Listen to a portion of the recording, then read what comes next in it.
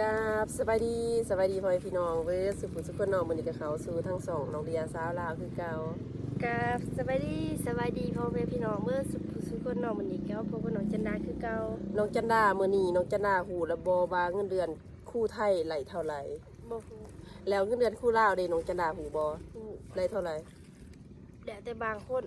ก็ล้านปลายบางคนก็2ล้านปลายแต่ว่าสูงสุด3ล้านลงมาสูงสุด3ล้านปลายประมาณให้4ล้านลงมาที่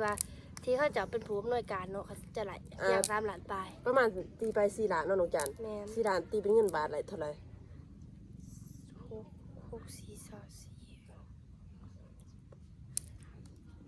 ประมาณ 7,000 บาทเนาะอันนี้ก็คือเงินเดือนที่สูงสุดเนาะน้องจันมื้อนี้น้องเดียจะพาน้องจันมาเบิ่งเงินเดือนครูไทยเนาะซึ่งน้องจันบ่ทันหูจักเทื่ออะไรว่าเงินเดือนครูไทยได้เท่าไหร่น้องจันน้องจันได้แต่ครูลาวเพราะว่าได้ยินครูอาจารย์อยู่ห้องเรียนน้องจันจมว่าได้เงินเดือนล้านปลายบ่กุ้มกินแต่ว่าแบบว่าเราอยากหายเนาะพ่อพี่เนาะได้เรียนบ่ฟังเนาะแล้วก็เว้ามาว่าขอได้เงินเดือนนี่บ่ได้หลายๆได้ขอได้ล้านปลายยังบ่กุ้มกินขอช้อนพวกจันมันดีเพราะตายแล้วแล้วว่าเนาะอันนี้ก็แม่นความเล่าเนาะเ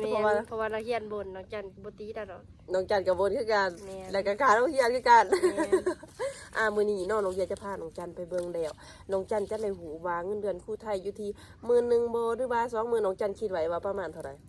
ประมาณ10,000นี่หอนว่าเพิ่นพี่น้องโอ้ถ้าเบิ่งเด้อน้องจันคิดว่าหอน10,000อยู่บ่เนาะขนาดครูลาวแต่ครูลาวยังมีแต่ 7,000 เนาะขนาดคันสูงได้น้องจันแม่นขนาดคัน เป็นผู้อำนวยการแล้วว่าเฮ็ดหยังก็ต้องไปเสนอเราน่ะแล้วยังได้3,000ตอนนี้ไปเบิ่งก่อนอื่นก็ต้องกราบขออนุญาตทั้งเจ้าของสองเด้อคุณพิมพ์เนาะที่จะนำคลิปนี้มารีแอคชั่นต่อเนาะพ่อพี่น้องป่ะเมื่อก่อนว่าพิมพ์เคยทำคลิปเกี่ยวกับเงินเดือนหรือว่ารายได้ของอาชีพบางอาชีพอยู่ที่เมืองไทยนะคนซึ่งว่าเป็นอาชีพที่ว่าพิมพ์บ่เคยคิดเลยว่าจะได้แบบเงินเดือนสูงขนาดนี้นะคนเมื่อก่อนว่าพิมพ์เคยเห็นมาก็จะมีอาชีพของรปภคนเก็บขยะแม่บ้านแล้วก็อีกตึมหลายอาชีพที่บ่พิมพ์เคยทำมาทุกคนและมื้อนี้ก็เป็นอีกตึมอาชีพนึงที่บ่พิมพ์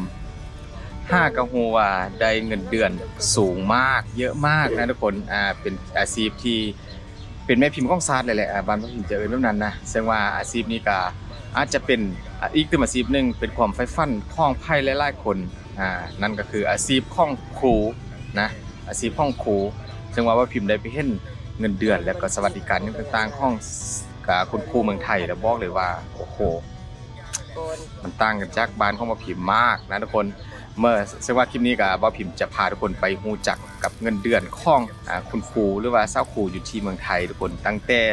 เริ่มต้นระดับต่ำขั้นต่ำจนถึงเงินเดือนขั้นสูงว่าจะได้เท่าใดแต่ละคนแต่ละตำแหน่งพร้อมกับทุกอย่างเลยแหละที่ว่าพิมพ์ได้เอาข้อมูลมาให้ทุกคนได้เบิ่งกันนะทุกคนซึ่งว่าคลิปนี้พิมพ์ก็ต้องขอบอกก่อนว่าบ่แม่นพิมพ์เอามาเพื่อเปรียบเทียบใส่กับเจ้าคุณครูอยู่ที่บ้านของพิมพ์นะซึ่งว่าถ้าว่าเปรียบเทียบมันกับเปรียบเทียบกันบ่ได้อยู่แล้วทุกคนก็คือว่ามันจะต่างกันหลายนะถ้าว่าจะเอามาเปรียบเทียบใส่แบบนั้นเพราะว่าอยู่บ้านของพิมพ์ก็เรื่องการเป็นครูเป็นอาจารย์สอนเนี่ยก็เงินเดือนถ้าว่าจะเทียบใส่กับเมืองไทยก็อาจจะต่างกันหลายนะต่างกันหลายแต่ว่าพิมพ์บ่ได้ว่าเปรียบเทียบนี่เพียงแค่ยกตัวอย่างมาให้ฟังพูดให้ฟังเล็กๆน้อยๆนะทุกคนมาเดี๋ยวเราจะไปเริ่มกันเลยว่าเงินเดือนของคุณครูอยู่ที่เมืองไทยนะทุกคนขั้นต่ำยันขั้นสูงจะได้เท่าใดนะทุกคนมาเปิดเงินเดือนครูตั้งแต่ขั้นต่ำยันขั้นสูงครูแต่ละระดับได้เงินเดือนกันกี่บาทนะเงินเดือนครูแบ่งเป็น2ประเภทหลักๆคือครูในสังกัดของกระทรวงศึกษาธิการและก็ครูของรัฐบาลนะทุกคนและครูในสังกัดของเอกชนก็จะเป็นครูเอกชนนั่นเองซึ่งว่าจะมี2อย่างแบ่งออกเป็นแบบนี้กันเลยเปิดเงินเดือนครูตั้งแต่ขั้นต่ำถึงขั้นสูงซึ่งว่าครูรัฐบาลเงินเดือนครูรัฐบาลอ้างอิงตามพระราชบัญญัติเงินวิทยาทานนะและเงินประจำตำแหน่งข้าราชการครูและบุคลากรการศึกษาฉบับที่3 พ.ศ. 2558ซึ่งกำหนดให้เงินเดือนครูแบ่งออกเป็น6ระดับตามอันดับของครูโดยมีการกำหนดเงินเดือนขั้นต่ำและขั้นสูงไว้ดังนี้นะนี่ก็เริ่มแรกจะข้อบอกเงินเดือนของครูผู้ช่วยคุณครูผู้ช่วยก่อนนะถือว่าระดับเงินเดือนขั้นต่ำอยู่ที่ 15,040 บาทต่อเดือนนะทุกคนแล้วก็เงินเดือนขั้นสูงอยู่ที่ 24,750 บาท ต่อเดือนนั่นเองบอกเลยว่าเป็นเงินเดือนสูงแหงนะทุกคนอันนี้ขนาดว่าเป็นเงินเดือนของคุณครูหรือว่าผู้ช่วยครูบ้านพิมพ์จะเรียกเท่านั้นนะที่ว่าเงินเดือนเริ่มต้นกันระดับ 15,000 บาทอยู่ที่บ้านเขามาพิมพ์ตอนนี้คัน 15,000 บาทก็ได้อยู่ประมาณ8 ล้านกีบ8 ล้านต้นๆเลยแหละ8 ล้านกว่ากีบทุกคนสูงแหงแล้วก็ถ้าว่าเป็นเงินเดือนกันสูงก็จะอยู่ที่24,000ก็อยู่ประมาณ14 ล้าน14 ล้านกีบประมาณนั้นทุกคนโอ้โหแบบเป็นเงินสูงหลายมหาศาลหลายนะทุกคนซึ่งว่าในข้อมูลนี้เขาจะบอกว่ามันจะแยกออกมาเป็นขอซ่อจำหนึ่งเพราะพิมพ์กับบ่งกว่าไม้นะขอซ่อจำหนึ่งมันยังทุกคนขอซ่อพาลิซี่นะทุกคนระดับเงินเดือนขั้นต่ำ 15,440 บาทต่อเดือนเงินเดือนขั้นสูงจะอยู่ที่ 34,310 บาทต่อเดือนโอ้โหแบบสูงแหงทุกคน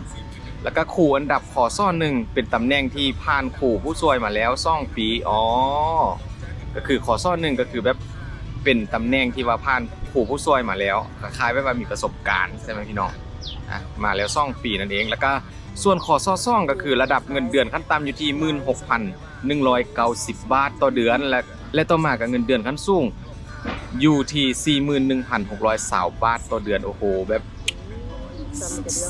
20 กว่าล้านกีบนะทุกคน 41,620 บาทต่อเดือนซึ่งว่าครูอันดับขอซ่อเนี่ยก็จะได้รับเงินเดือนเพิ่มนอกจากเงินเดือนครูได้แก่ค่า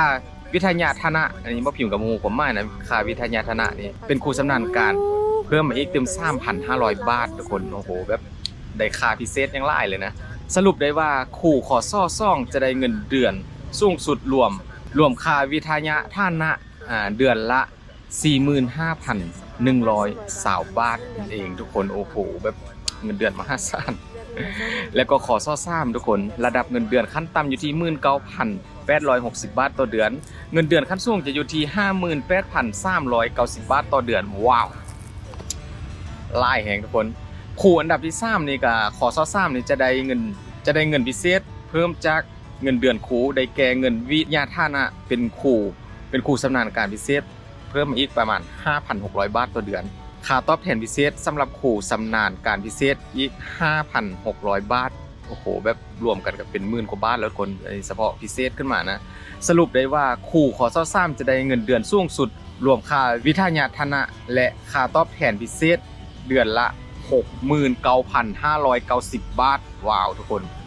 เป็นเงินเดือนที่ว่าสูงหลายนะและต่อมาก็คือขอ4ระดับเงินเดือนขั้นต่ำ 24,400 บาทต่อเดือนแล้วก็เงินเดือนขั้นสูงจะอยู่ที่ 69,040 บาทต่อเดือนครูอันดับที่4จะได้รับเงินพิเศษเพิ่มนอกจากเงินเดือนครูได้แก่ค่า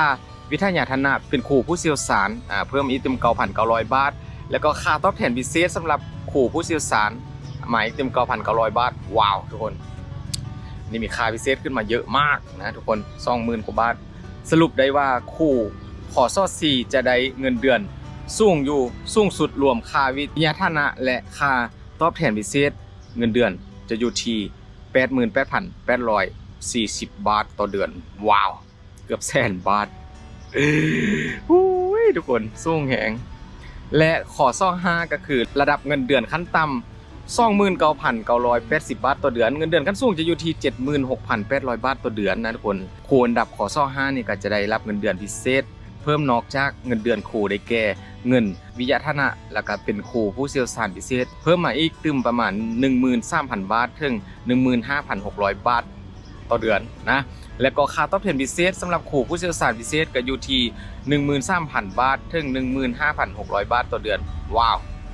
อันนี้เพิ่มมา 30,000 กับ 40,000 ทุกคนค่าตอบแทนพิเศษเดือนละ 180,000 บาทโอ้โห70 กว่าล้านกีบต่อเดือนว้าวซึ่งว่าพอพิมพ์ตกใจไล่ทุกคนกับเงินเดือนที่ว่าสูงไล่นะ100,000 กว่าบาทการขึ้นเงินเดือนของครูรัฐในแต่ละเทอมจะมีการประเมินครูโดยคิดในรูปแบบของเปอร์เซ็นต์แล้วก็แบ่งการประเมินออกเป็น2องค์กรคือประสิทธิภาพประสิทธิผลในการปฏิบัติงานซึ่งประเมินการพัฒนาของนักเรียนและการปฏิบัติตนในการรักษาวินัยคุณธรรมจรรยาบรรณวิชาชีพโดยปกติแล้วเงินเดือนครูจะไต่ขึ้นไปตามระดับของตัวเองจนส่วนเพดานสูงสุดของแต่ละระดับซึ่งหากมีการทำวิทยาทนะเพื่อให้เลื่อนขั้น ครูจะได้รับเงินพิเศษจากเงินเดือนซึ่งเรียกว่าเงินวิทยาฐานะแต่เมื่อครูเกษียณอายุราชการแล้วเงินเดือนวิทยาฐานะ